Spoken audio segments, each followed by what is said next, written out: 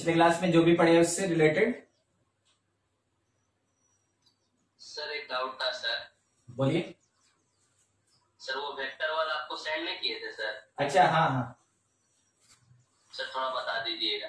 देखिए उसमें वेक्टर का कॉन्सेप्ट लगेगा, आप फिजिक्स में पढ़े होंगे, डायरेक्शन कोसाइन पढ़े हैं क्या? फिजिक्स में डायरेक्शन कोसाइन पढ़े हैं वेक्टर में? हाँ सर शायद अच्छा ठीक है, ये वाला रिलेशन पढ़े, L square plus M square plus N square is equal to 1, ये पढ़े?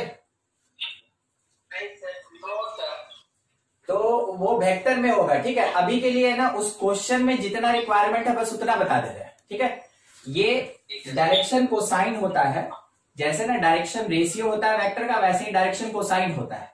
तो डायरेक्शन कोसाइन अगर हम लोग कभी तीनों एक्सिस में किसी वेक्टर को रिजॉल्व करते हैं तो ये ऐसा कुछ होता है, इधर साइड में एक्स एक्सिस या वाई एक्सिस या जेड एक्सिस, ठीक है।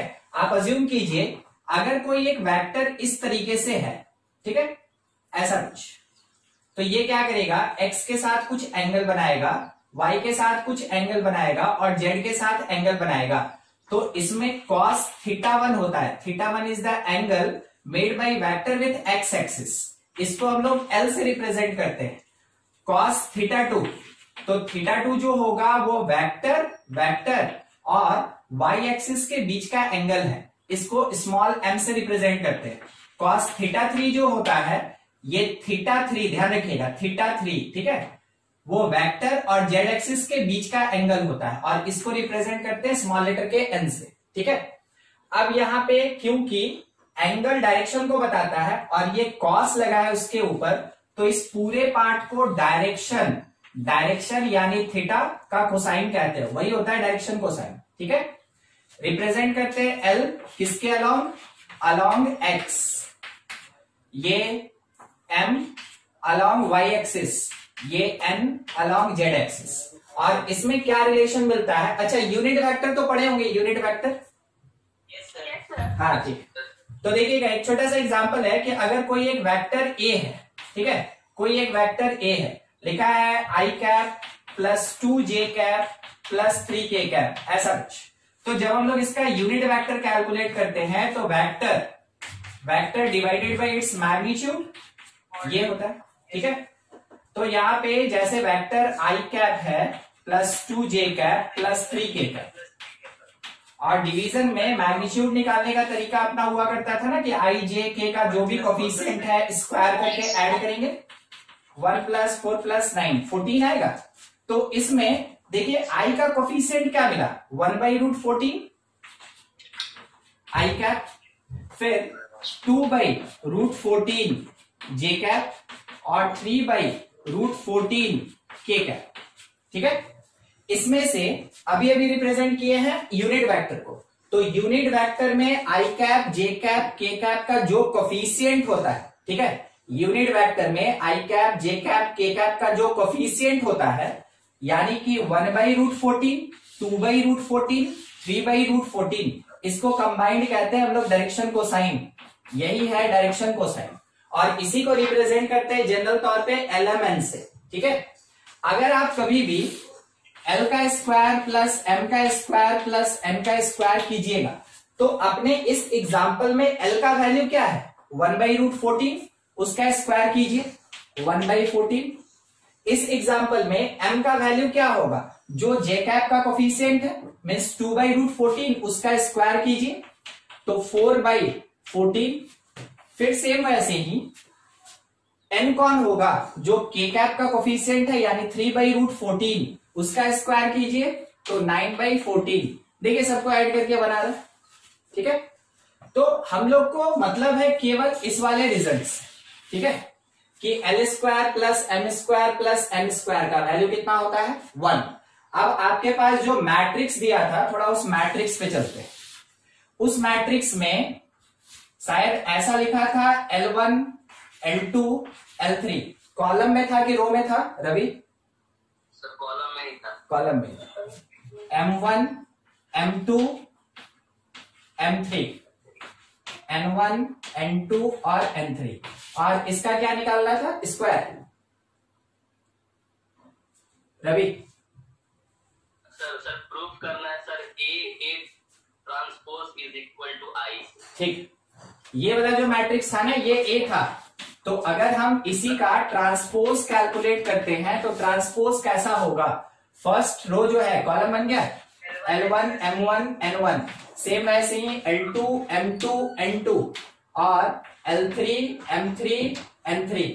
ठीक है, जब हम लोग इसको मल्टीप्लाई करेंगे, ठीक है, जब हम लोग इसको मल्टीप्लाई करेंगे तो पहला एलिमेंट दिखा रहा है, यानी कौन से प्लेस का? 1 1, ठीक ना, पहला एलिमेंट दिखा रहा है first row with the first column. देखिए क्या मिला, L1 square plus M1 square plus N1 square मिला। देखिए इसका जो फर्स्ट रो है, इसका जो फर्स्ट रो है उसको इसके फर्स्ट कॉलम से मल्टीप्लाई करके देखिए क्या मिल रहा है आपको, L1 square plus M1 square plus N1 square मिल रहा है ये चीज। ठीक है, अभी अभी हम लोग ये देखे थे कि इसी क्वांटिटी के लिए L square M square N square कितने के बराबर होता है? 1। तो इस क्वांटिटी को हम 1 लिख सकते हैं। ठीक है, उसके बाद दूसरा देखिएगा, जहां पे A 2 2 है तो 2 2 कौन से पोजीशन पे होता है? इस वाले पोजीशन पे। ठीक है, तो 2 2 निकाल रहे हैं, ये सारा डेटा किस में से निकल रहा है? A इंटू A ट्रांसपोज में से निकल रहा है, A 2 2, यानी कि सेकेंड रो जो है A का उसको A ट्रांसपोज के सेकेंड कॉलम से मल्टीप्लाई कर रहे हैं। मल्टीप्लाई करके सोचिए L2 into L2 square plus M2 into M2 square और सेम वैसे ही कौन हो जाएगा? N2 स्क्वायर, और इसका वैल्यू भी क्या आएगा? 1।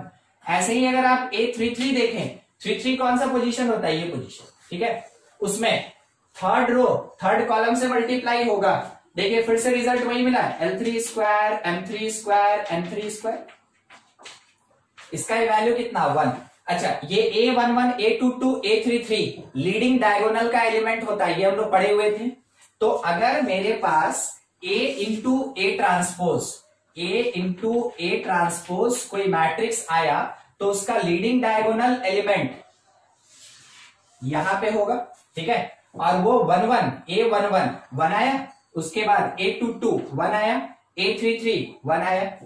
बाकी आप जितना भी मल्टीप्लाई करेंगे जो भी रिजल्ट आएगा, ठीक है, क्योंकि वेक्टर में काफी लंबा चलता है ये चीज। अभी आप देखिए एक रिजल्ट के लिए हमको इतना निकालना पड़ गया, जो भी रिजल्ट आएगा बाकी वेक्टर से वह सब का सब 0 होता है। ठीक है, इसके अलावे L square M square N square के अलावे जो भी रिजल्ट आएगा वो सब का सब 0 होगा, वो पढ़ेंगे आगे चल के हम लोग वेक्टर में। ठीक है, तो आपको बनाना ऐसे ही है, यानी बाकी सारा रिजल्ट जैसे 0 हो गया। तो आप एक बार सोचिए ये कौन से टाइप का मैट्रिक्स है? आइडेंटिटी। बस यही चीज हम लोग को प्रूफ करना था ना कि A into A transpose identity के बराबर होगा।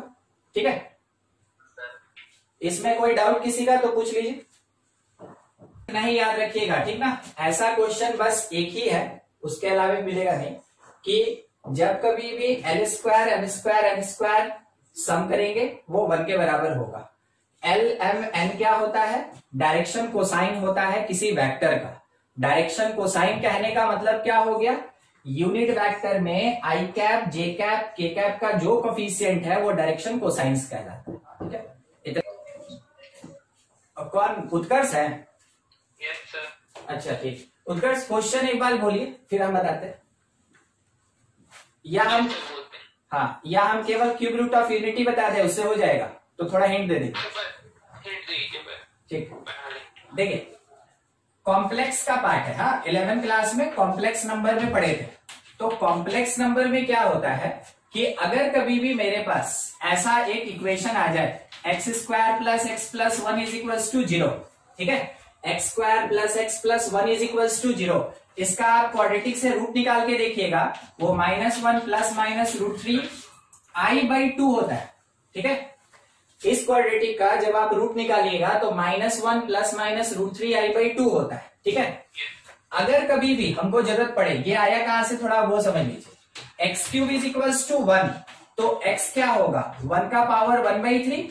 क्या हम इसको पढ़े? ये क्यूब रूट ऑफ 1 है, यानी क्यूब रूट ऑफ यूनिटी है। ठीक है, अगर हम इसको इधर शिफ्ट कर दें तो x cube minus 1 is equals to 0। Factorize कीजिए, x minus 1 is equals to 0, ठीक है। अब यहां से आपको x इज इक्वल्स टू 1 मिला और यहां से आपको x is equals to 2 value मिला, -1 प्लस माइनस √3i बाई 2, ठीक है। इसी में से, ठीक ना, इसी में से एक पार्ट को ओमेगा कहते हैं, -1 प्लस √3i बाई 2, और एक पार्ट को ओमेगा स्क्वायर कहते हैं, -1 माइनस √3i बाई 2। अब ये जो दो चीज है ना, ओमेगा और ओमेगा स्क्वायर, इसको कहते हैं हम लोग क्यूब रूट्स। ये कहलाता है क्यूब रूट्स ऑफ यूनिटी, ठीक है। ठीक है, तो अपने पास क्यूब रूट्स ऑफ यूनिटी हम आपको यहां डिराइव करके दे दिए। अब मेरे पास क्यूब रूट्स ऑफ यूनिटी में कौन कौन आता है, तो एक होता है 1, एक होता है ओमेगा, एक होता है omega square. 3 cube root of unity, कौन कौन सा, एक 1 ये real cube root of unity, और ओमेगा, ओमेगा स्क्वायर जो होता है ये इमेजिनरी या फिर complex cube root of unity, ठीक है। अच्छा, अब इसमें दो ही रिलेशन काम आएगा, मतलब कि आपको किसी भी क्वेश्चन में, कहीं भी किसी सेक्शन में भी अगर मिले ना क्यूब रूट ऑफ यूनिटी, तो दो रिलेशन ही है जो बार बार काम आता है। एक रिलेशन है 1 प्लस ओमेगा स्क्वायर 0, और एक रिलेशन है omega to the power 3n that is equals to 1, ठीक है। 3n कहने का मतलब है ओमेगा क्यूब, ओमेगा 6, ओमेगा 9, ऐसा कुछ भी हुआ वो 1 हो जाएगा, ठीक। आपके पास जो भी क्वेश्चन है, ठीक, जहां तक हमको लग रहा है 1 ओमेगा स्क्वायर डिफरेंट रो और कॉलम में दिया होगा, और आपको मल्टीप्लाई करने बोल रहा होगा किसी को किसी से, ठीक है। तो आपको काम देगा ये, ठीक, ये काम देगा, देख लीजिएगा ट्राई करके, और नहीं तो अगर क्वेश्चन है अभी तो बोल दीजिए, बना देते हैं। सपोज से रिलेटेड कोई क्वेश्चन ऐसा मिला था, Q is equals to P transpose, ऐसा, यस सर, हाँ बन गया था, क्यों बना ना, हाँ बन गया था, बीच वाला जो होगा वही होगा। हाँ चलिए ठीक है, हम प्रॉपर्टी बता दिए थे मेरे को। हाँ, ये एक्चुअल में क्या होता है ना, ये वाला जो होता है ये बहुत अच्छा क्वेश्चन है। ये 2 बार, एक बार AI-EEE था तब आया था, और एक बार JEE मेन हुआ तब आया है, ठीक है। उसके अलावे जो स्टेट एग्जामिनेशन होता था उसमें भी ये क्वेश्चन बहुत बार आता था। तो अगर आपको DPP में मिलेगा या फिर आपके स्टडी मॉड्यूल में मिलेगा, तो इस टाइप का क्वेश्चन ना अच्छे से बना लीजिएगा। और अगर नहीं बना, जैसे अभी तो हम पूछे तो आप बोले उमंग कि हाँ सर बन गया, अगर किसी का भी नहीं बनता, इंडिविजुअल सबके लिए बात कर रहे हैं, किसी का भी नहीं बनता ऐसा क्वेश्चन, आप हमसे जरूर पूछ लें, ठीक है, क्योंकि बहुत ज्यादा इंपॉर्टेंट है कंपटीशन पॉइंट ऑफ व्यू से। पिछले क्लास में हम लोग स्पेशल टाइप्स पढ़ रहे थे ना, ठीक है। तो special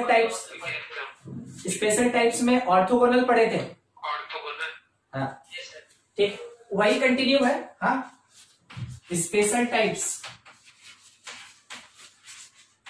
of matrices, special types of matrices, आपको हम बोले थे कंडीशन खास करके इसमें याद रखना है, ठीक है। सबसे पहला हम लोग पढ़े थे ऑर्थोगोनल मैट्रिक्स। तो ऑर्थोगोनल मैट्रिक्स के लिए कंडीशन हम लोग ये पढ़े थे कि अगर कभी भी आइडेंटिटी हो जाए, वैसे केस में मैट्रिक्स ए जो होता है, वैसे केस में मैट्रिक्स ए जो होता है ये ऑर्थोगोनल होता है, ठीक है, ये पढ़े थे। अच्छा, इसी में से एक चीज सोचिएगा, ठीक ना, नॉर्मल अलजेब्रा पे, not matrix algebra, normal algebra पे अगर a इंटू बी 1 लिखा हुआ है, ठीक है, a इंटू बी अगर 1 लिखा हुआ है, तो क्या हम a को 1/b लिख सकते हैं? तो इसको हम ऐसे दिखा सकते हैं, ठीक है।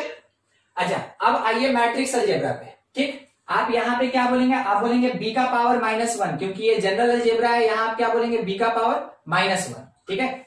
अच्छा, अब मैट्रिक्स पे आइए, हम आपको पहले ही बताए थे कि आइडेंटिटी जो होता है वो 1 की तरह बिहेव करता है, आइडेंटिटी मैट्रिक्स हमेशा 1 की तरह बिहेव करता है।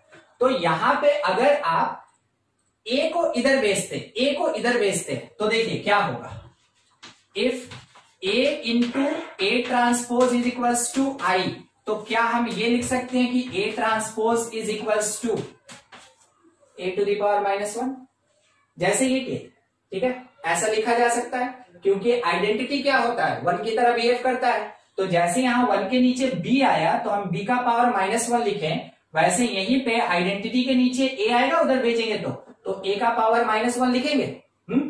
अच्छा, मैट्रिक्स में -1 नहीं पढ़ते, मैट्रिक्स में इस चीज को हम लोग पढ़ते हैं इनवर्स, यानी ये क्या है, ये A इनवर्स है, A इनवर्स पढ़ा जाएगा। मगर जब जनरल अलजेब्रा होता है तो B का पावर -1 पढ़ते हैं, इसको B इनवर्स नहीं कहते हैं, इसको B का पावर -1 कहते हैं। मगर यहां मैट्रिक्स अलजेब्रा में क्या पढ़ेंगे, इसको A का इनवर्स पढ़ते हैं, यही होता है inverse of the matrix A, ठीक है। इनवर्स ऑफ मैट्रिक्स लंबा प्रोसेस होता है, हम लोग आगे पढ़ेंगे अभी, क्योंकि इसमें एक बार डिराइव करना होता है कि हाँ कैसे ट्रांसपोज अगर इनवर्स के बराबर हो जाए तो उस टाइम में मैट्रिक्स, उस टाइम में जो मैट्रिक्स ए होगा उसको भी हम लोग ऑर्थोगोनल कहते हैं, ठीक है। ये एडिशनल कंडीशन है, जब भी किसी मैट्रिक्स का ट्रांसपोज उस मैट्रिक्स के इनवर्स के इक्वल हो जाए, वैसे केस में मैट्रिक्स को ऑर्थोगोनल मैट्रिक्स कहते हैं, ठीक है। तो दो कंडीशन आया, A into A transpose identity, then A called orthogonal matrix. If transpose of matrix A equals to inverse of matrix A, then matrix A is orthogonal matrix. कितना condition, दो। Inverse के बारे में आगे पढ़ना है, ये काफी लंबा प्रोसेस होता है इनवर्स निकालना, ठीक है, इसके बारे में आगे पढ़ना है, आगे पढ़ेंगे। अच्छा, अगला चलते हैं, इस पे एग्जाम्पल दिए थे, इस पे दे दिए थे ना, तो आगे बढ़ते हैं फिर। हाँ, सेकंड है आइडेम्पोटेंट, आइडेम्पोटेंट मैट्रिक्स। देखिए आइडेम्पोटेंट कब बोलेंगे, है ना, आइडेम्पोटेंट जब कभी भी मैट्रिक्स ए को स्क्वायर करें और ये आई के बराबर आ जाए, ठीक है, उस टाइम में इसको आइडेम्पोटेंट कहेंगे। एक मिनट, ये जो है मैट्रिक्स ए, आइडेम्पोटेंट नहीं, ये इनवॉल्यूटरी में होता है, ए के बराबर हो जाए। आइडेम्पोटेंट मैट्रिक्स कब बोलेंगे, जब मैट्रिक्स का स्क्वायर करें वो अपने आप के बराबर हो जाए, तो मैट्रिक्स ए को then A called, matrix A called idempotent matrix, idempotent matrix. उस टाइम में हम लोग मैट्रिक्स ए को आइडेम्पोटेंट मैट्रिक्स कहते हैं। क्या कंडीशन है, एक मैट्रिक्स दिया, हम लोग क्या किए कि उसका स्क्वायर कर दिए, ठीक है। मैट्रिक्स का जैसे हम लोग स्क्वायर करेंगे, अगर उस मैट्रिक्स का वैल्यू, मैट्रिक्स के स्क्वायर का वैल्यू अगर मैट्रिक्स के बराबर हो जाए, उस टाइम में मैट्रिक्स ए को हम लोग कहते हैं कि वो आइडेम्पोटेंट मैट्रिक्स है। कंडीशन क्या है, ए स्क्वायर इक्वल्स टू ए, तो आइडेम्पोटेंट होगा। हाँ, क्वेश्चन एक देखते हैं, क्वेश्चन है check A is equals to first row में 2 -2 -4, सेकेंड रो में -1 3 4, थर्ड रो में 1 -2 -3, ठीक है।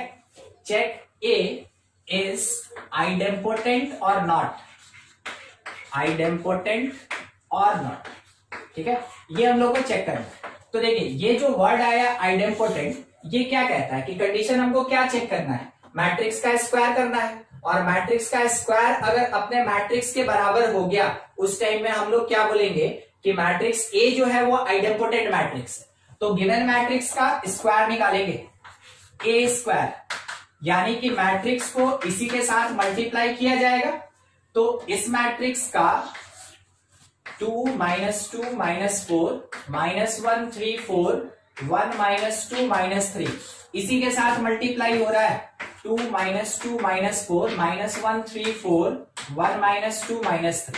अब इसका मल्टीप्लीकेशन जब किया जाएगा तो result, first row with the first column 4 + 2 6 6 -4 2 आया।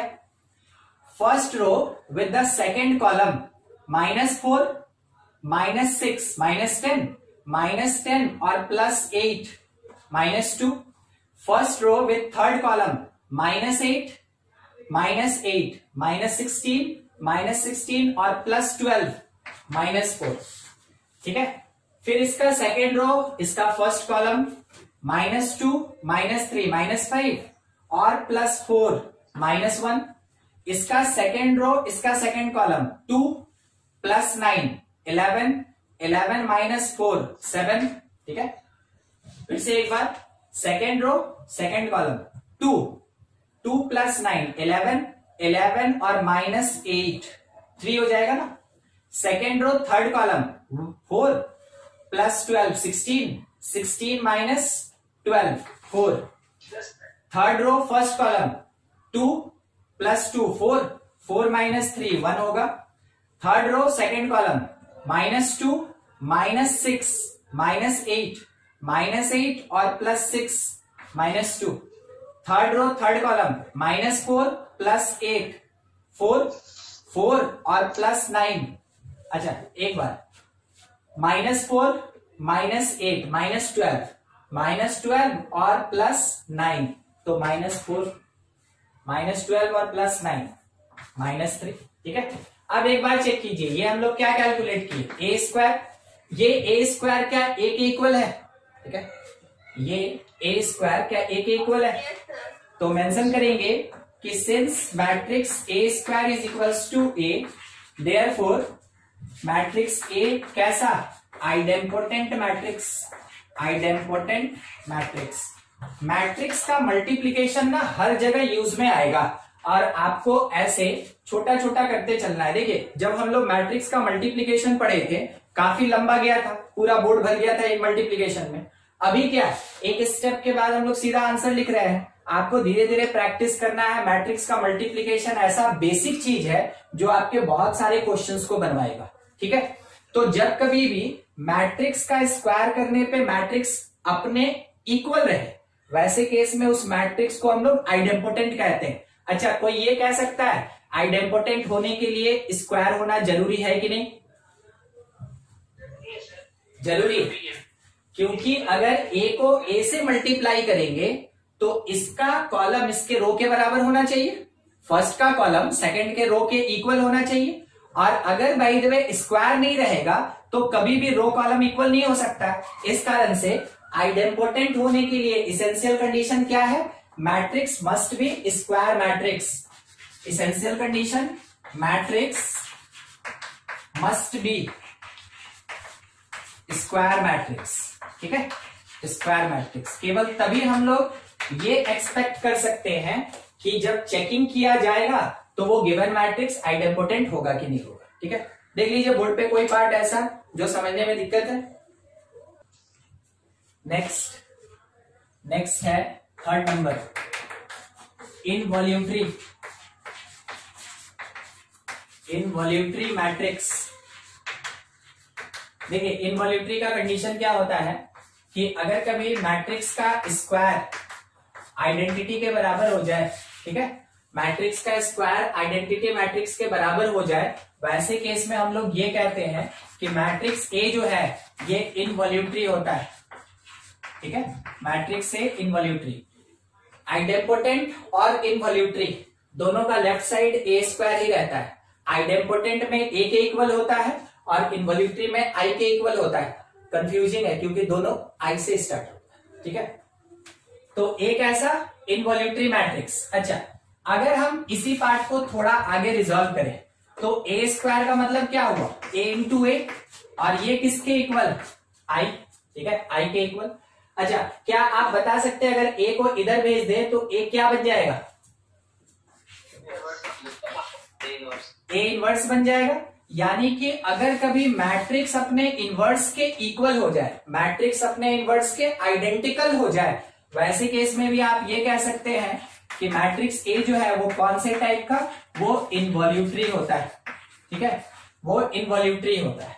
तो मैट्रिक्स अपने इनवर्स के आइडेंटिकल हो या मैट्रिक्स का स्क्वायर आइडेंटिटी मैट्रिक्स हो, दोनों केस में मैट्रिक्स ए को इनवॉल्यूटरी मैट्रिक्स कहते हैं। ठीक है, चेक करते हैं एक एग्जांपल से। आप चेक कीजिएगा, एक छोटा सा क्वेश्चन दे देते हैं। इनवॉल्यूटरी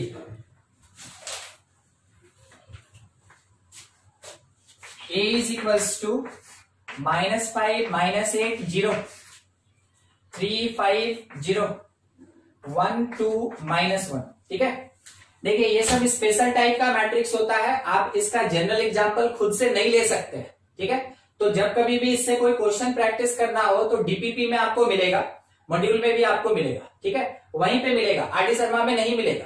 ठीक है, तो आप उस जगह से इसका प्रैक्टिस कर सकते हैं। चेक करना है, चेक करके बताना है ए इज इनवॉल्यूटरी और नॉट। बताइए सब कोई।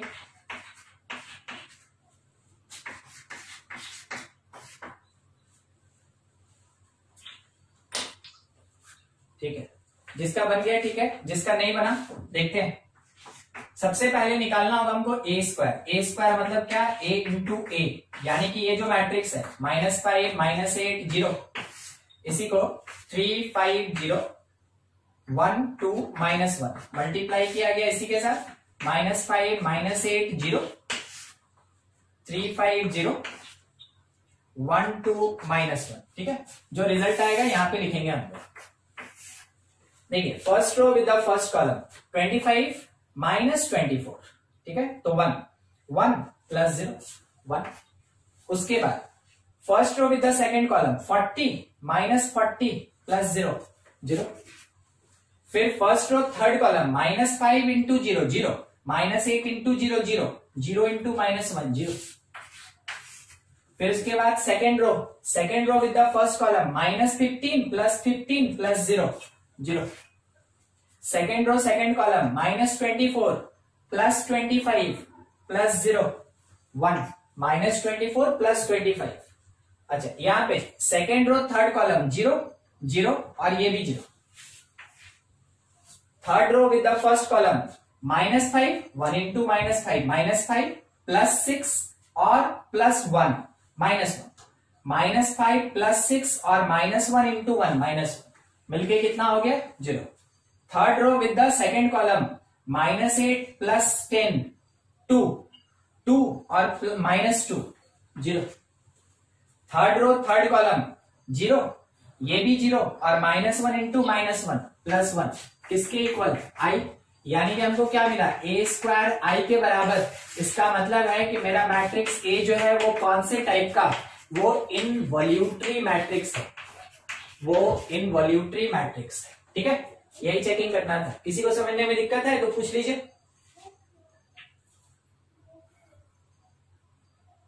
सबका हो गया, चलिए ठीक। नेक्स्ट फोर्थ नंबर, नील पोटेंट मैट्रिक्स। कोई कुछ बोल रहा है? नहीं सर। हाँ ठीक, नील पोटेंट मैट्रिक्स। हाँ, नील पोटेंट क्या कहता है ना कि मैट्रिक्स का कोई भी इंटीग्रल पावर नल मैट्रिक्स अगर आ गया, जैसे कि एक मैट्रिक्स लिए ए, उसका स्क्वायर किए, वो नल मैट्रिक्स नहीं आया। क्यूब किए, नल मैट्रिक्स नहीं आया। पावर 4 किए, नल मैट्रिक्स आ गया। ठीक है, तो किसी एक मैट्रिक्स का इंटीग्रल पावर अगर नल मैट्रिक्स के बराबर हो जाए तो वैसे केस में मैट्रिक्स ए को बोलते हैं हम लोग नील पोटेंट। मैट्रिक्स ए को नील पोटेंट मैट्रिक्स बोलेंगे। और ये जो n है it is called index of nilpotent. ठीक है, जिस पावर पे ये नल मैट्रिक्स के बराबर होगा वो इंडेक्स कहलाएगा, और जो मैट्रिक्स होता है उसको नील पोटेंट मैट्रिक्स कहते हैं। मगर इसके लिए एक और इसेंशियल कंडीशन है कि a to the power n-1 should not equals to null matrix. इसका क्या मीनिंग हुआ कि सबसे लीस्ट पावर जिससे कम पे वो नल मैट्रिक्स ना हो, जो सबसे लीस्ट पावर होगा उस पे नल मैट्रिक्स आएगा तो उसको हम लोग बोलेंगे नील पोटेंट मैट्रिक्स, और वो जो लीस्ट पावर है उसको हम लोग बोलेंगे इंडेक्स ऑफ नील पोटेंट। ठीक है, दो चीज, यानी कि अभी हम लोग बात किए थे A4 नल मैट्रिक्स आया था, तो A³ और A² नल मैट्रिक्स नहीं होना चाहिए। तब कहीं जाके हम लोग ये कह सकते हैं कि n जो होगा वो इंडेक्स ऑफ नील पोटेंट होगा। सपोज कीजिएगा, ठीक है, let A is nilpotent, A is nilpotent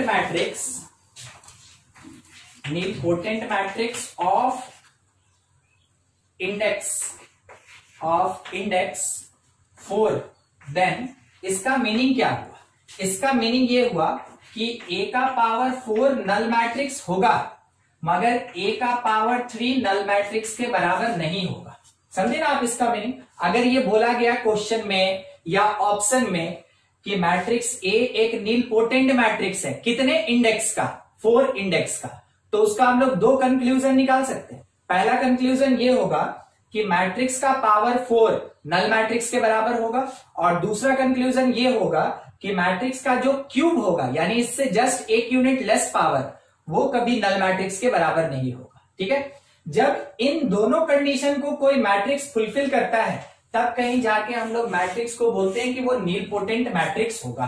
ठीक है, तो कभी 2 टाइप का क्वेश्चन आता है। कभी आपसे ये बोलेगा चेक करने के लिए कि कोई एक गिवन मैट्रिक्स नीलपोटेंट कितने इंडेक्स का है, और दूसरा कि कोई गिवन मैट्रिक्स नीलपोटेंट तो है, ठीक है, अब वो 4th का है या 5th का है, वो डिग्री निकालना। ठीक है, एक एग्जांपल देखते हैं नीलपोटेंट के लिए।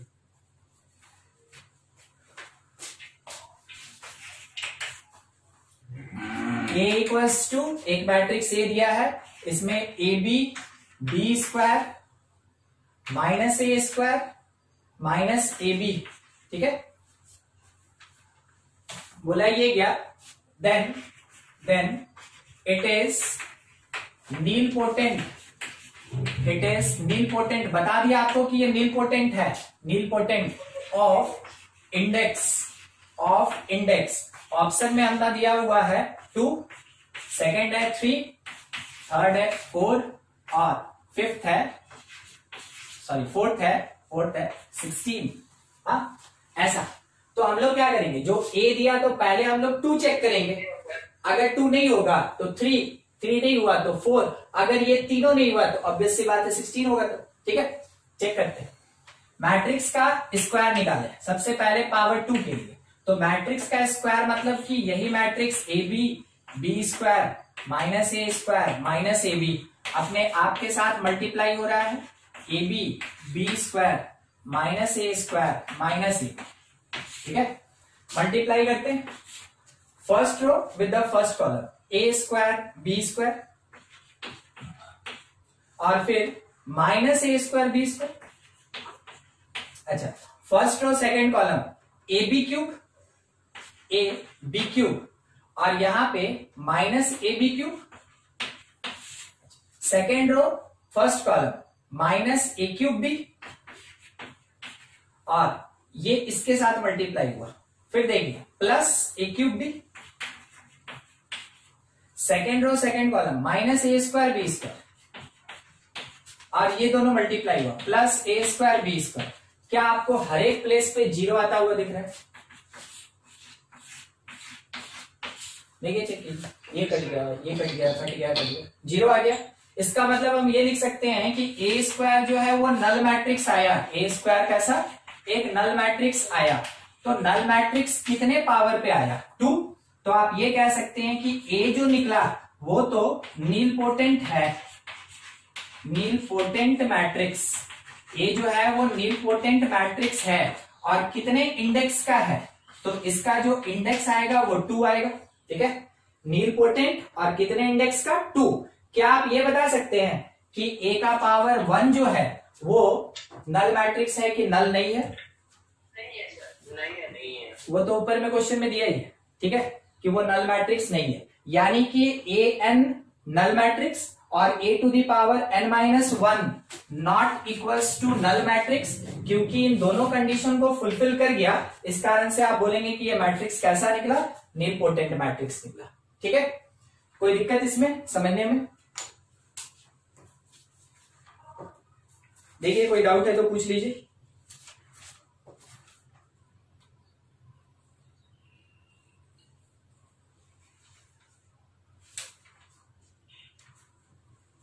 सर एक से ज्यादा पावर पे भी नल मैट्रिक्स हो सकता है?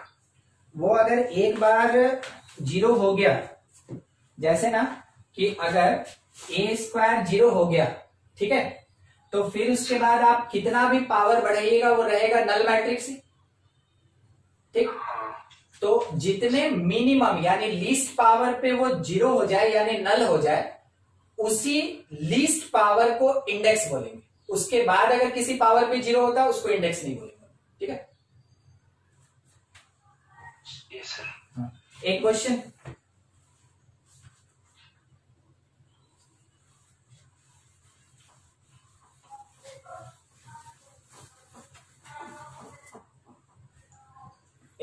है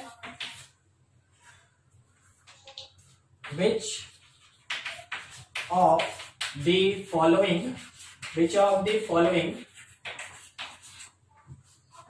is nilpotent मैट्रिक्स। और इसमें सीधा ऑप्शन ही दिया है। फर्स्ट है 1 0 0 1, सेकेंड है cos theta minus sine theta और cos थीटा। ठीक है, उसके बाद एक दूसरा 0 0 1 0 और एक तीसरा लास्ट फोर्थ है ना 1 1 1। ठीक है, इसमें से चेक करना है कि कौन सा नीलपोटेंट मैट्रिक्स है। आप किसको प्रेफर करते हैं? आप किसको प्रेफर करते हैं? इसको। ठीक है, ये सबसे ज्यादा प्रेफर्ड है। ये तो बहुत ज्यादा कॉम्प्लिकेटेड होगा, आपको चेक करना है तो कोई जरूरी थोड़ी आप ए ऑप्शन से ही चेक करेंगे। आपको जिसमें प्रेफरेंस दिख रहा है आप पहले उसको चेक कीजिए। सबसे पहले सी को चेक करेंगे, अगर नहीं निकला तो फिर ए को देख के आपको क्या लगता है ये नीलपोटेंट हो सकता है? कभी नहीं होगा। आइडेंटिटी है, आप कितना भी पावर करते जाइए आई आई आई आते जाएगा, ये तो कभी होगा ही नहीं। तो समझ में आया क्यों सी को हम सबसे पहले ऑप्ट किए। ठीक है, तो सी को चेक करते हैं सबसे पहले।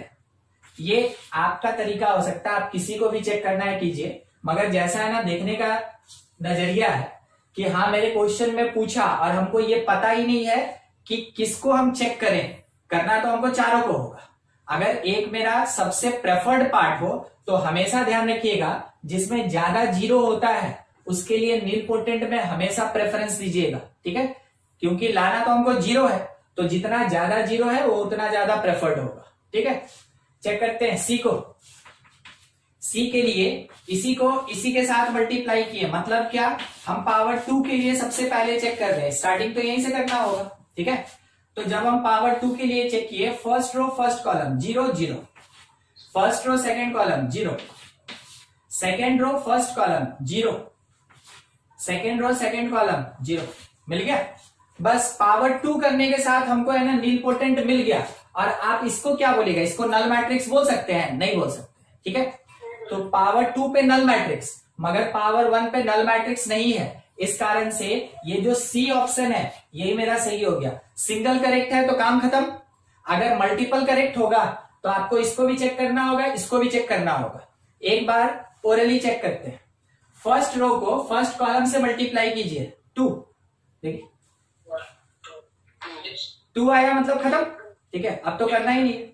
अच्छा, इसमें भी फर्स्ट रो को फर्स्ट कॉलम से मल्टीप्लाई कीजिए, cos square minus sine square, cos square minus sine square 0 तो नहीं होगा। ठीक है, इस कारण से वो भी खत्म। तो ये ऑप्शन नहीं होगा, ये तो पहले ही हट गया था। इसको भी चेक कर लिए, नहीं है, निकला कौन, सी। तो सी ऑप्शन जो है सी इज नीलपोटेंट मैट्रिक्स। कितने इंडेक्स का? 2, nilpotent matrix of index 2,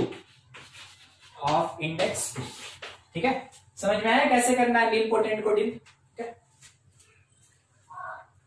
click ले लीजिए, फिर आगे बढ़े। कोई डाउट भी किसी को, कुछ ऐसा पार्ट जो नहीं समझ में आया?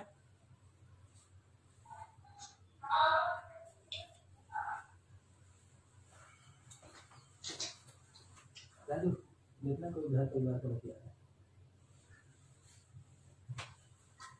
हटा दे रहे बस। आयोटा का पावर साइन चेंज हो जाता है, आयोटा का साइन चेंज हो जाता है। अभी हम लोग वही देखेंगे। हाँ, अब हम लोग थोड़ा सा प्रोसीड कर रहे हैं। देखिए टाइप्स में अब नेक्स्ट जो 2 टाइप है उसके लिए थोड़ा सा यहाँ पे एक छोटा सा पार्ट पढ़ना है मैट्रिक्स से ही रिलेटेड, तब दो और टाइप करेंगे हम लोग, ठीक है। देखिए क्या होता है ना, conjugate of matrix, conjugate of matrix, ये वर्ड आया, इसका मतलब है कि कॉम्प्लेक्स नंबर्स या तो प्योरली रियल होगा या फिर प्योरली इमेजिनरी होगा या फिर बैलेंस्ड कॉम्प्लेक्स नंबर होगा, ठीक है। इसका मीनिंग यही हुआ, complex numbers are present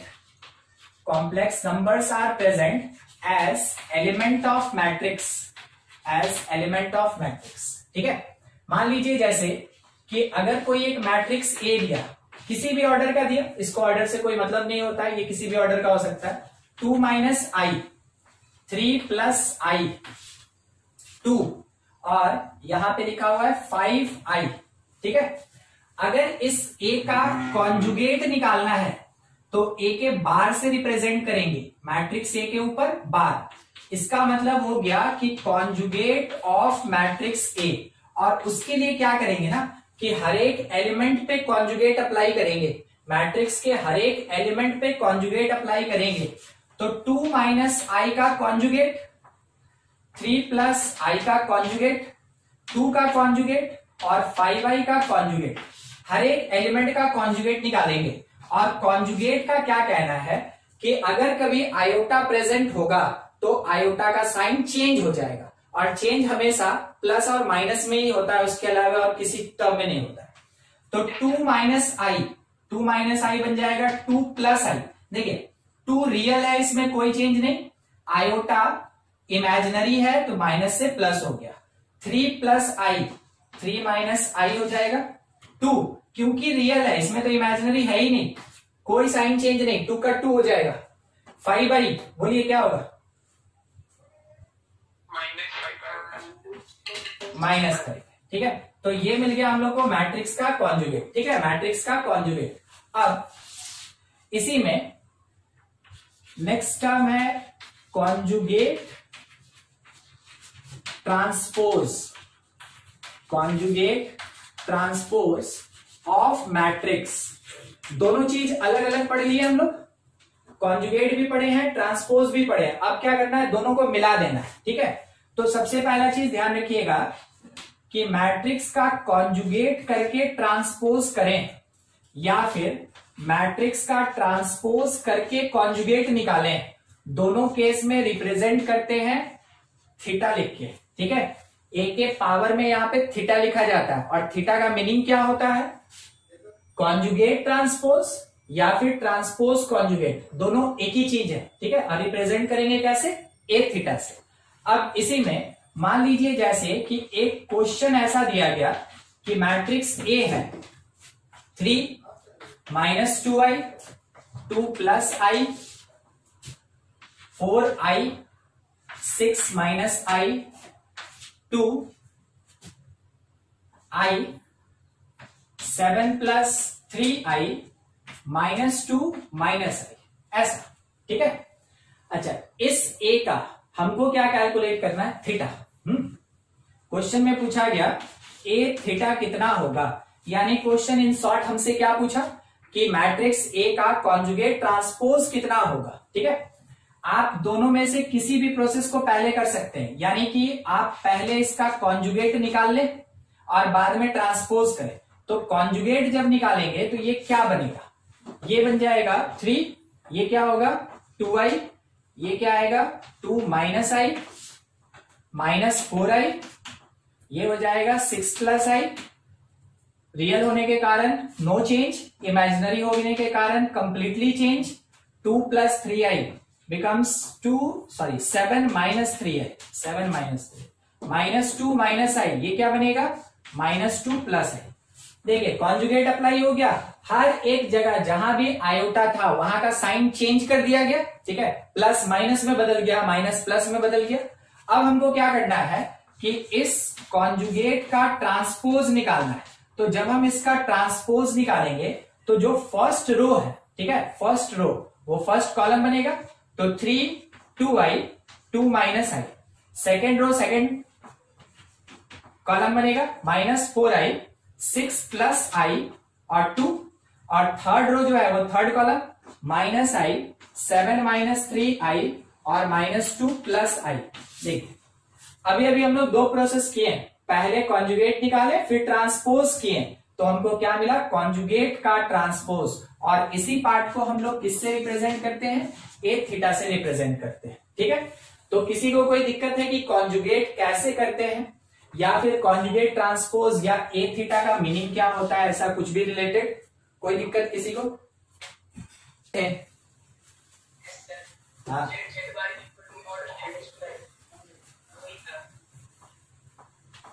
conjugate, अच्छा तो मैट्रिक्स का मॉड कैसे निकालिएगा? मैट्रिक्स में पूछ रहे तो मैट्रिक्स से रिलेटेड होगा ना, मैट्रिक्स का मॉड कैसे निकालिएगा कि मॉड वाला प्रॉपर्टी आप बता रहे? मॉड सब में बढ़ जाएगा?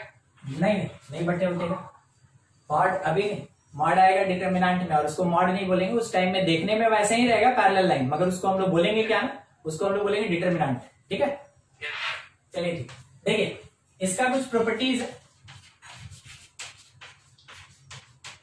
Properties of conjugate of matrix. ठीक है, पहला क्या होता है कि अगर दो मैट्रिक्स ऐड या सब्ट्रैक्ट किया गया और उसका कॉन्जुगेट निकाले, तो आप ये कॉन्जुगेट इंडिविजुअली अप्लाई कर सकते हैं।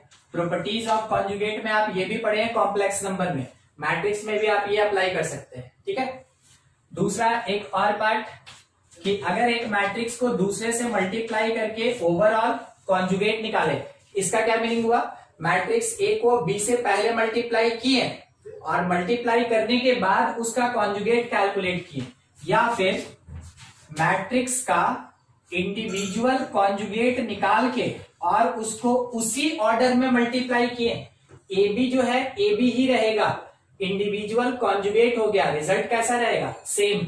ठीक है, थर्ड अभी एक प्रॉपर्टी हम लोग देखे थे कि कॉन्जुगेट निकाल के ट्रांसपोज निकालें या फिर ट्रांसपोज का कॉन्जुगेट करें, दोनों का रिजल्ट सेम होता है। फोर्थ, अगर किसी मैट्रिक्स का पावर n है और इसका आप कॉन्जुगेट निकालते हैं या फिर कॉन्जुगेट का पावर n कैलकुलेट करते हैं, रिजल्ट सेम रहेगा। ध्यान रखिएगा ये ट्रांसपोज एक प्रोसेस है और यहाँ पे पावर n यानी इंटीग्रल पावर है, जैसे a स्क्वायर a क्यूब ऐसा। ठीक है, ध्यान रखिएगा यहाँ पे t प्रोसेस है और n क्या है, इंटीग्रल पावर है। ठीक, t इज ट्रांसपोज लिख देते हैं, ठीक ना, ट्रांसपोज, और यहाँ पे n क्या है, ये इंटीग्रल पावर है, इंटीग्रल पावर है, दोनों का मीनिंग अलग अलग होता है।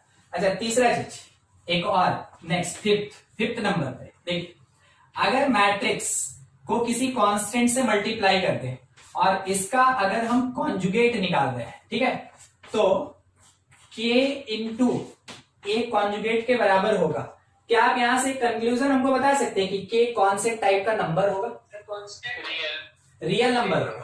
हाँ, k कांस्टेंट है और वो कैसा, रियल नंबर है, इस कारण से इसके ऊपर कॉन्जुगेट का कोई इफेक्ट नहीं पड़ा।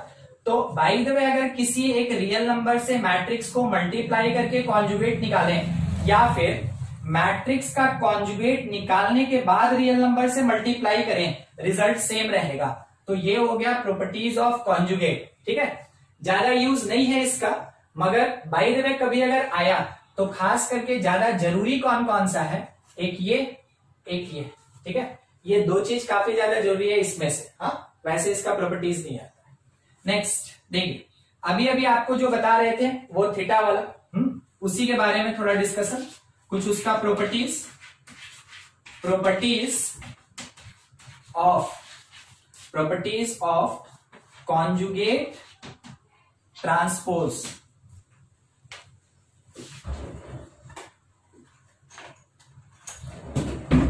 देखिए, प्रॉपर्टीज ऑफ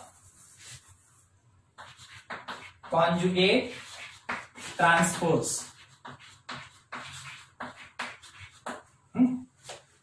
सबसे पहला, अगर a प्लस या माइनस b का होल थीटा है, थीटा मतलब आप समझ गए ना, कॉन्जुगेट और ट्रांसपोज एक साथ। ठीक है, तो ये इंडिविजुअली अलग अलग A theta plus minus B theta, कोई फर्क नहीं पड़ेगा इसके ऊपर, ठीक है। मगर दूसरा वाला थोड़ा ध्यान रखिएगा, अगर ए इंटू बी का होल थीटा होता है तो अगर कोई आंसर दे दे तो बढ़िया। क्यों बी और ए हो गया?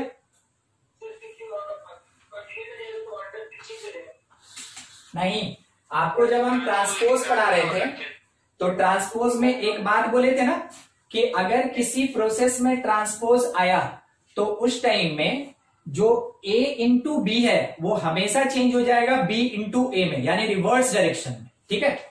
तो ए बी थीटा, क्योंकि इस प्रोसेस थीटा में कॉन्जुगेट होने के बाद ट्रांसपोज भी हो रहा है, तो ट्रांसपोज क्योंकि इसमें यूज हुआ इस कारण से ये किस में चेंज हो जाएगा, बी थीटा इंटू ए थीटा में चेंज हो जाएगा, समझे। देखिए यहां पे केवल कॉन्जुगेट लगाए थे तो ऑर्डर में कोई इफेक्ट नहीं, मगर यहाँ पे कॉन्जुगेट के साथ ट्रांसपोज भी लगा दिए, इस कारण से ऑर्डर क्या हो गया, रिवर्स हो गया। कोई बता सकता है अगर ए बी सी का होल थीटा हो तो हम क्या लिखें? सी थीटा बी थीटा और उसके साथ में ए थीटा, ये लिखा जा सकता है, यानी पूरा का पूरा जो उसका ऑर्डर है वो रिवर्स डायरेक्शन में जाएगा, ठीक है। इसके साथ बाकी ये सब चीज भी एप्लीकेबल है।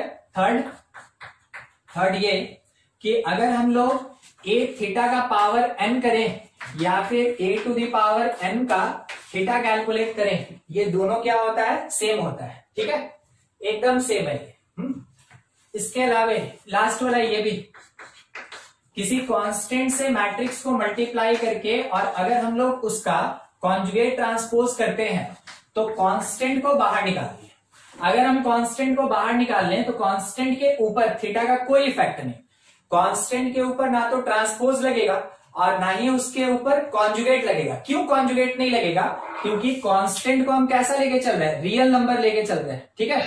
मल्टीप्लाई जब भी करते हैं तो 2, 3, 4, 5 ऐसे किसी नंबर से करते हैं ना, और वो नंबर कैसा होता है, रियल नंबर, और रियल नंबर के ऊपर कॉन्जुगेट का कोई इफेक्ट नहीं, ट्रांसपोज का कोई इफेक्ट नहीं। इस कारण से इस रियल नंबर ए को बाहर निकाल के आप ए थीटा लिख सकते हैं, जबकि यहां मेंशन कर लें वेयर के कौन, के is any real constant number, ठीक है।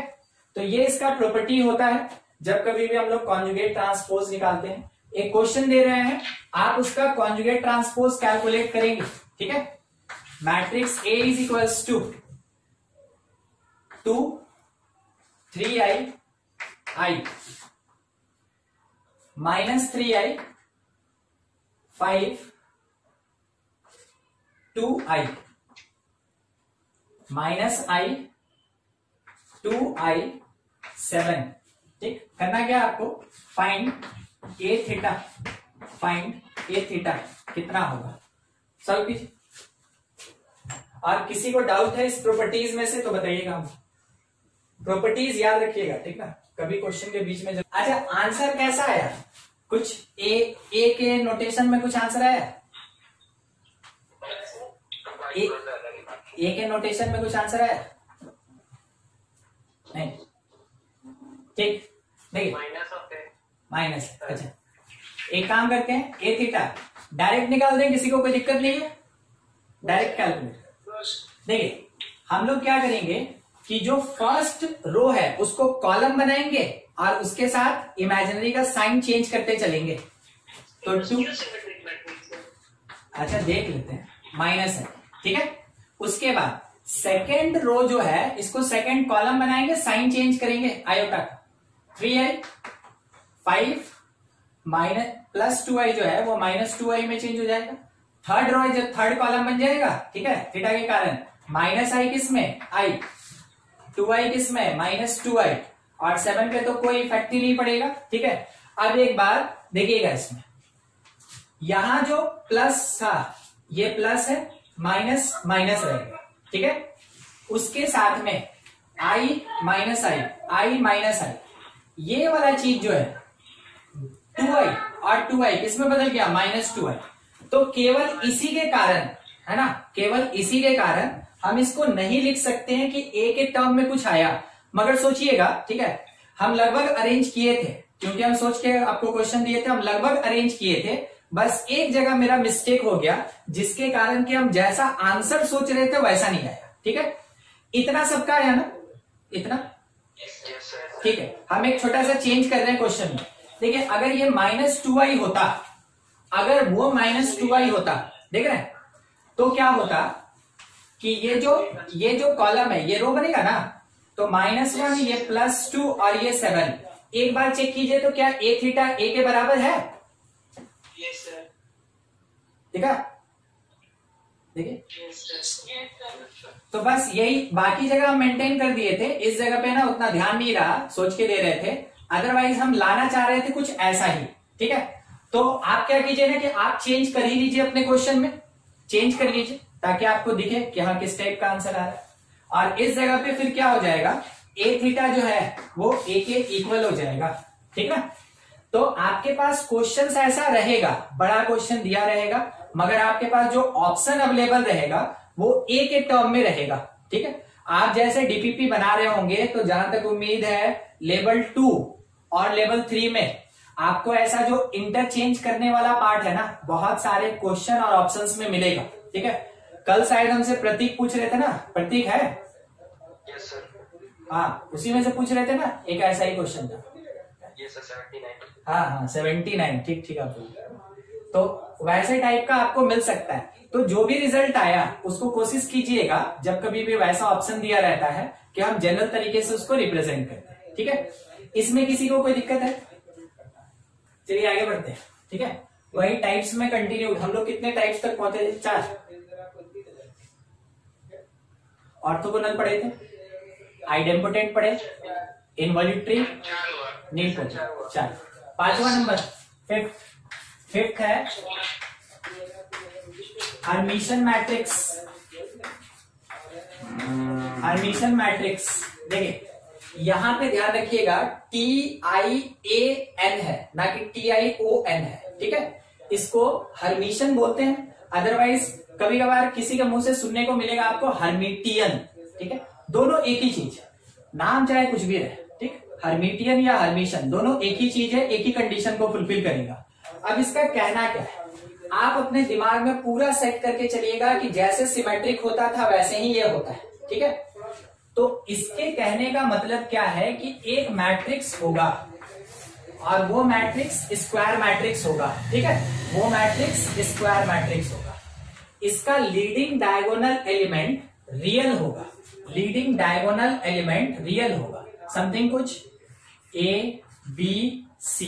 ठीक है, लीडिंग डायगोनल एलिमेंट हमेशा रियल होगा, ABC belongs to real number, purely real. ठीक है, प्योरली रियल। और उसके साथ में यहां पे कोई कॉम्प्लेक्स ये रहेगा प्रेजेंट। ठीक है, तो 2 + i, 3 - i, -1 - i, तो इस प्लेस पे आइडेंटिकल यही प्रेजेंट होगा, 2 + i। ठीक है, माइनस, एक मिनट छोड़,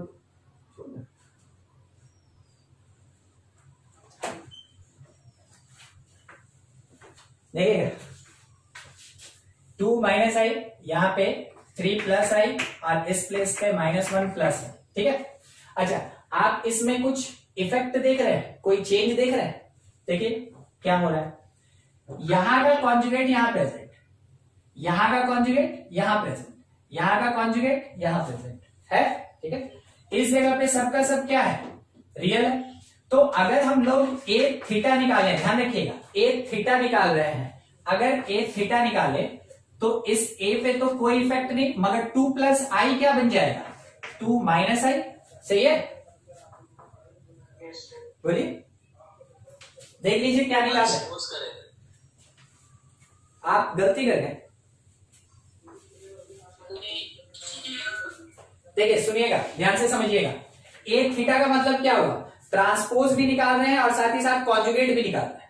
ठीक है, हाँ, तो ये जो पहला वाला जो रो है ना, पहला वाला जो रो है, क्योंकि 2 प्रोसेस एक साथ हो रहा है ना, तो थोड़ा ध्यान रखिएगा। पहला वाला रो जो है ये पहला कॉलम बनेगा और जो यहाँ पहला कॉलम है, ठीक है, ध्यान रखिएगा, पहला कॉलम जो है ये पहला रो बनेगा और उसके साथ साइन भी चेंज होगा। तो first column becomes first row of A theta, first column of A becomes first row of A theta with conjugate. तो 2 minus i becomes 2 plus i, 3 plus i becomes 3 minus i. Second column जो है वो second row बनेगा with sign change. तो 2 plus आई कितना, 2 minus आई। B पे कोई effect नहीं, -1 प्लस आई, -1 माइनस आई। थर्ड कॉलम 3 माइनस आई, तो 3 प्लस आई, -1 प्लस आई, सी। बोलिए इसमें किसी को कोई दिक्कत? 9 एलिमेंट में से कोई भी ऐसा जो नहीं समझ में आया कि सर कहां से आ गया? ठीक, अच्छा अब देखिए क्या ये जो राइट साइड का पार्ट है ये ए के बराबर है? चेक कीजिए। ठीक, तो ए थीटा किसके बराबर हो गया? ए के बराबर हुआ। जब कभी भी कोई किसी एक मैट्रिक्स का कॉन्जुगेट ट्रांसपोज मैट्रिक्स के बराबर होता है, एक मैट्रिक्स ए का कॉन्जुगेट ट्रांसपोज मैट्रिक्स के इक्वल होता है, ऐसे केस में then matrix A called Hermitian matrix, वैसे केस में मैट्रिक्स ए को हर्मिशन मैट्रिक्स कहते हैं। ठीक है, क्या कंडीशन? मैट्रिक्स का कॉन्जुगेट ट्रांसपोज मैट्रिक्स के इक्वल होना चाहिए, तभी जाके मैट्रिक्स को हर्मिशन मैट्रिक्स कहते हैं। अब अगर हम इसके एलिमेंट पे बात करें, ठीक ना, एलिमेंट पे बात करें तो ये कह सकते हैं कि for Hermitian matrix, for Hermitian matrix A I J, बोलिए किसके इक्वल होना चाहिए? ए आई जे किसके इक्वल होना चाहिए?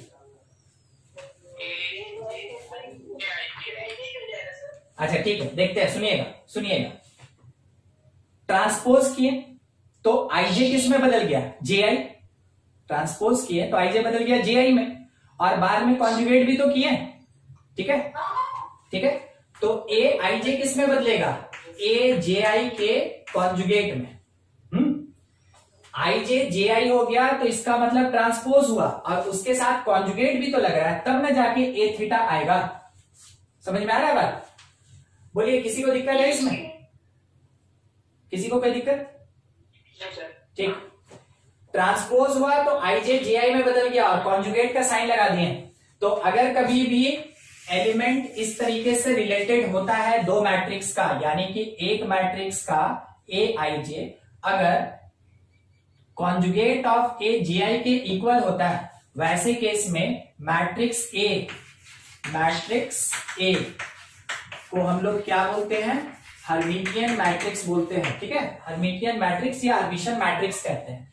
एक और चीज चेक कीजिएगा, इसमें और इसमें क्या रिलेशन है बताइए तो? इन दोनों में क्या रिलेशन है? ठीक है, कॉन्जुगेट है।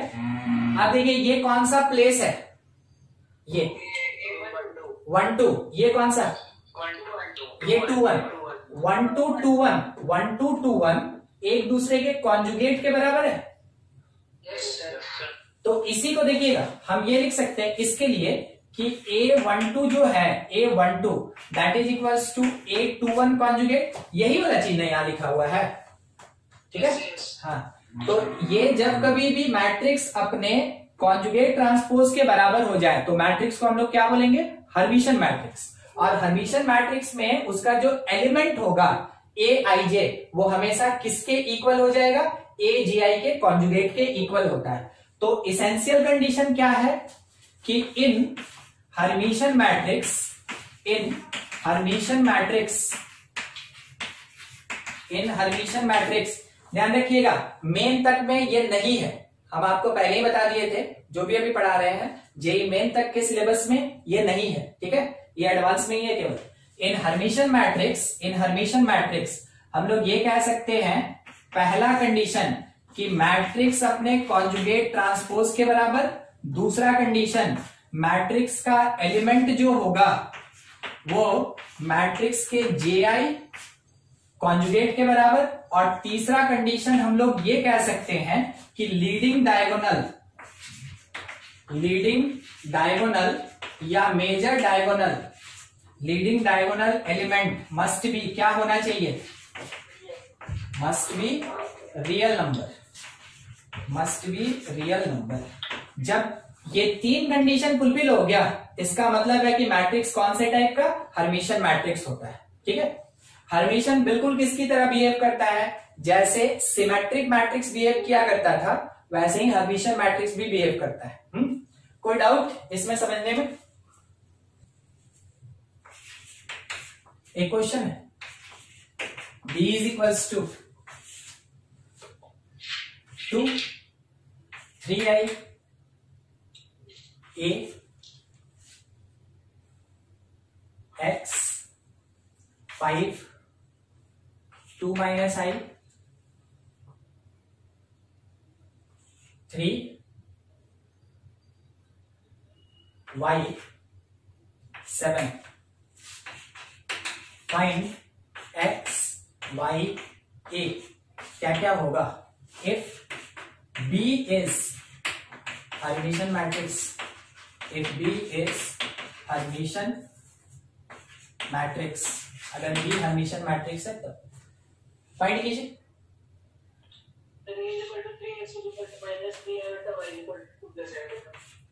A equals to 3 3i y equals to 2 plus है। ठीक है, चेक कर लीजिए किसी का कोई डिफरेंट आंसर आ रहा है या नहीं समझ में आया, कोई पार्ट तो पूछ लीजिए। बस इसको फुलफिल करना है, आ जाएगा।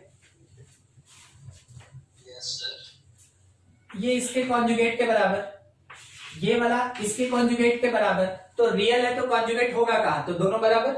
ठीक है, ये वाला इसके कॉन्जुगेट के बराबर, तो y that is equals to conjugate of 2 minus i, हम लोग क्या लिखेंगे, y is equals to conjugate of 2 minus i, तो होगा कितना 2 plus i।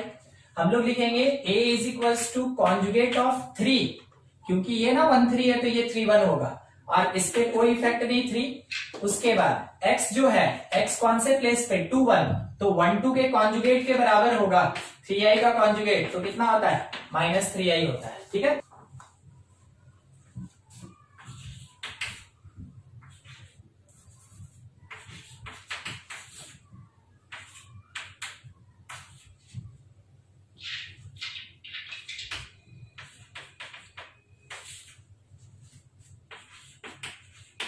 A is Hermitian matrix or not?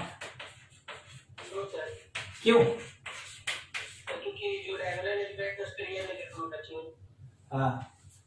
Diagonal element मेरा रियल होना चाहिए, है ना। और डायगोनल कभी हम लोग ऐसे नहीं लेते, है ना। लीडिंग डायगोनल हमेशा क्या लेंगे, अपर लेफ्ट से लोअर राइट की तरफ, अपर लेफ्ट से लोअर राइट की तरफ।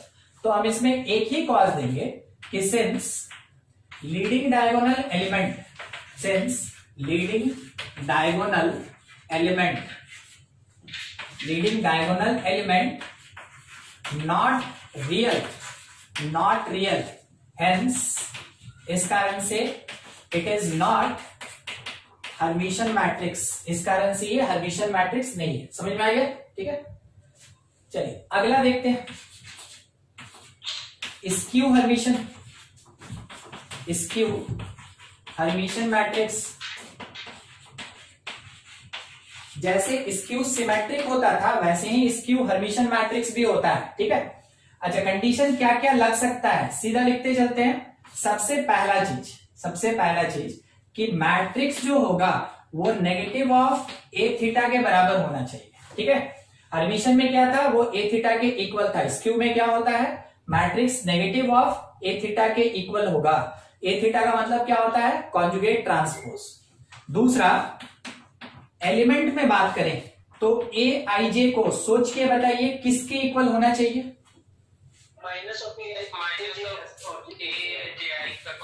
माइनस ए जे आई कॉन्जुगेट। ठीक है, माइनस ए जे आई कॉन्जुगेट। और तीसरा, डायगोनल एलिमेंट क्या होना चाहिए, हाँ नहीं, इसमें तो जीरो का प्लेस नहीं है। ठीक है, वो स्क्यू में होता है। Leading diagonal elements must be purely imaginary. ठीक है, प्योरली इमेजिनरी। इसमें क्या होना चाहिए? प्योरली इमेजिनरी होना चाहिए। देखिए आप रियल बोले ना, ठीक है, आप अगर सोचिएगा तो बाय द वे यहां पे अगर रियल रहेगा तो जब हम उसका कॉन्जुगेट ट्रांसपोज निकालेंगे तो क्या नेगेटिव लगेगा? उसमें नहीं लगेगा, लगेगा नहीं, तो ये नेगेटिव कहां से बाहर आएगा? नहीं आएगा। मगर अब आप सोचिए कि अगर वो इमेजिनरी है, कैसा इमेजिनरी? प्योरली इमेजिनरी, तो जब आप उसका कॉन्जुगेट कीजिएगा तो लीडिंग डायगोनल में माइनस माइनस माइनस आएगा। अब आप वहां से कॉमन तो निकाल सकते हैं, इस कारण से वो कैसा होना चाहिए? प्योरली इमेजिनरी होना चाहिए। ठीक है, इधर वाला तो पहले का है, हो गया था। देखिए इधर साइड में एक एग्जांपल देते हैं, उस कंडीशन को फुलफिल करेंगे, तीनों कंडीशन फुलफिल करेंगे। मान लीजिए बी कोई स्क्यू हर्मिटियन मैट्रिक्स है। ठीक है, यहां पे सबसे पहला लीडिंग डायगोनल में 3i - 2i और i प्योरली इमेजिनरी होना चाहिए leading diagonal element. Condition fulfil. ठीक है, उसके बाद इस प्लेस पे जो भी लिखेंगे हम 3 + i, तो इस वाले प्लेस पे हमको क्या लिखना चाहिए? उसका नेगेटिव लगा के 3 + i होगा सर। क्या होगा? 3 + i होगा, -3 - i, -3 - i चेक कीजिए सर। 3 - i माइनस लगेगा तो -3 + i, यही ना? Yes sir. चेक कीजिए ना, चेक कीजिए, सबको चेक कीजिए। देखिए ये कंडीशन यहां पे हम लिखे हैं कौन सा? A12 कितना लिखे? 3 + i, तो A21 ये है, वो क्या होना चाहिए? नेगेटिव लगना चाहिए।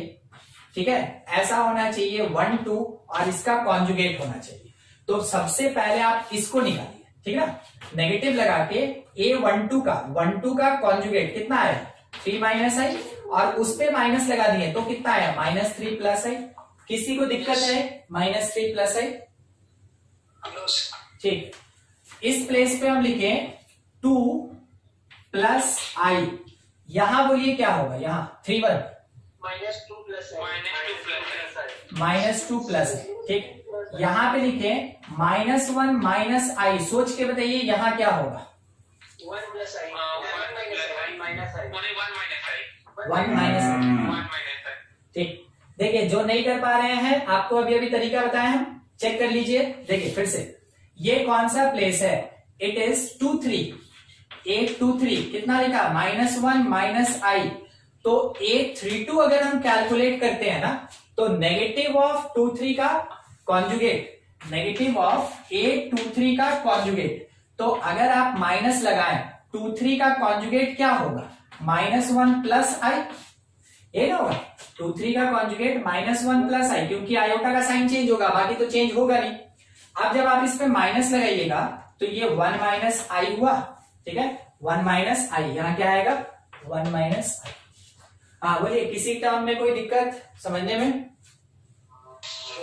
No sir. ठीक है, तो अभी हम लोग कंडीशन को फुलफिल कर दिए। ये बी कौन से टाइप का? It is skew Hermitian matrix. ये स्क्यू हर्मिटियन मैट्रिक्स है।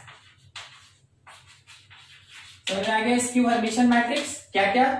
मैट्रिक्स अपने नेगेटिव ऑफ कॉन्जुगेट ट्रांसपोज के इक्वल होगा। मैट्रिक्स का element aij negative of aji के कॉन्जुगेट के इक्वल होगा। और तीसरा, लीडिंग डायगोनल एलिमेंट, कंफर्म बात है कि प्योरली इमेजिनरी होना चाहिए, तभी ये हो सकता है। ठीक है, हम क्या करते हैं ना, एक थर्ड वाले को छोड़ के चलेंगे। ठीक है, और चेक करते हैं कि वो स्क्यू हर्मिटियन होता है कि नहीं होता है। बी है, बी ए क्या लिखा है? 2 + i -2 + i और 3। ठीक है, देखिएगा अगर हम इसका ए थीटा कैलकुलेट करें, ए थीटा, ठीक ना, तो हम क्या कर सकते हैं कि सबसे पहले जो फर्स्ट रो है उसको कॉलम बनाएंगे और साथ ही साथ कॉन्जुगेट लगाएंगे।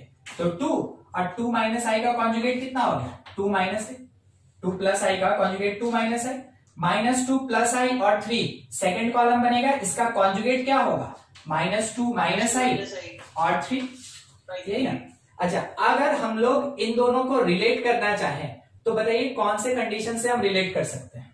सिर्फ कॉन्जुगेट से, सिर्फ कॉन्जुगेट से, कॉन्जुगेट। अच्छा, एक बार देखते हैं, क्या आप a को -a थीटा नहीं लिख सकते हैं। देखिए तो माइनस कॉमन ले लिए यहां से तो 2 प्लस आई हो गया सर। नहीं सर, हाँ, नीचे वाला है। यहां से माइनस कॉमन ले लिए यहां से तो 2 माइनस आई हो गया। मगर इसका क्या करेंगे, ये तो कुछ नहीं कर सकते, यहां से माइनस कैसे कॉमन लेंगे, नहीं ले सकते हैं ना। इसी कारण से ये इसके इक्वल नहीं है। मैट्रिक्स ए जो है वो अपने नेगेटिव ए थीटा के इक्वल नहीं है, और इसका मतलब इस कंडीशन को अगर फुलफिल नहीं किया तो आप कह सकते हैं A is not skew Hermitian matrix, skew Hermitian matrix.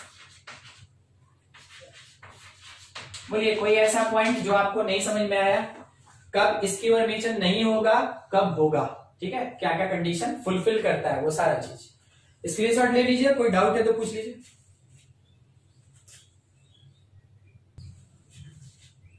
एक क्वेश्चन आपके लिए दे रहे हैं,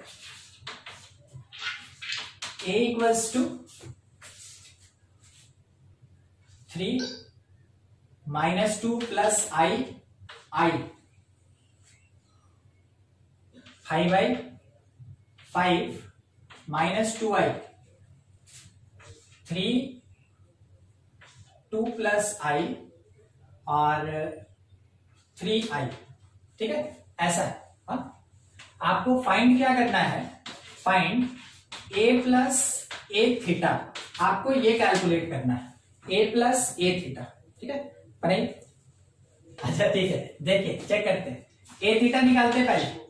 ए थीटा मेरे पास क्या होगा ना कि फर्स्ट रो जो है कॉलम बनेगा, तो 3 2 -2 माइनस आई और उसके साथ माइनस आई, इसके बाद ये -5i, फिर 5 2i, फिर उसके बाद थर्ड रो 3 2 माइनस आई और -3i।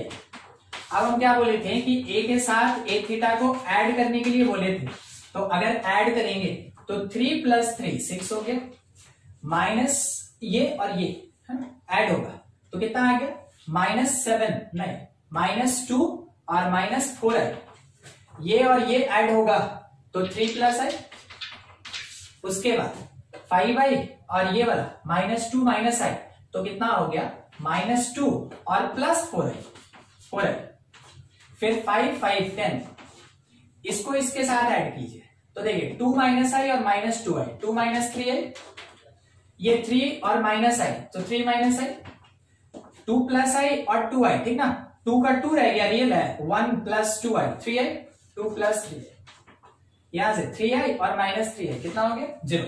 चेक कीजिएगा ये वाला क्या इसके नेगेटिव ट्रांसपोज के बराबर है, देखिए इसमें से माइनस ले रहे हैं, -2 + 4i, अगर हम इसका कॉन्जुगेट लगा दें तो वो -2 + 4i हो जाएगा।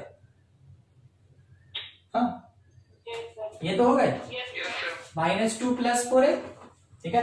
अच्छा ये वाला जो 3 + i है वो इसके बराबर आएगा, और माइनस क्यों डायरेक्ट इसके बराबर होगा ना। हाँ इसको ऐसे ही छोड़ देते हैं, माइनस कॉमन नहीं लेते हैं, इसको डायरेक्ट ऐसे ही छोड़ देते हैं, ठीक। अच्छा इस जगह पे इस पे और इस पे चेक कीजिए, इस पे 3 + i का कॉन्जुगेट 3 - i है, इसको चेक कीजिए 2 - 3i का कॉन्जुगेट 2 + 3i है, तो इसमें कौन से कंडीशन को फुलफिल कर रहा है कि aij जो है ji का, ये इसको फुलफिल कर रहा है। अगर इसको फुलफिल कर रहा है तो आप कह सकते हैं कि जो मैट्रिक्स है, ये वाला जो मैट्रिक्स है ये हर्मिटियन मैट्रिक्स है, इस हर्मिटियन मैट्रिक्स। तो जब कभी भी मैट्रिक्स को उसके कॉन्जुगेट ट्रांसपोज के साथ ऐड करते हैं, रिजल्ट में क्या मिलता है हम लोग को? हर्मिशियन मैट्रिक्स मिलता है। बस यही पार्ट है। और सब्ट्रैक्ट करेंगे तो स्क्यू हर्मिशियन मिलेगा। तो अगले क्लास में वो स्क्यू हर्मिशियन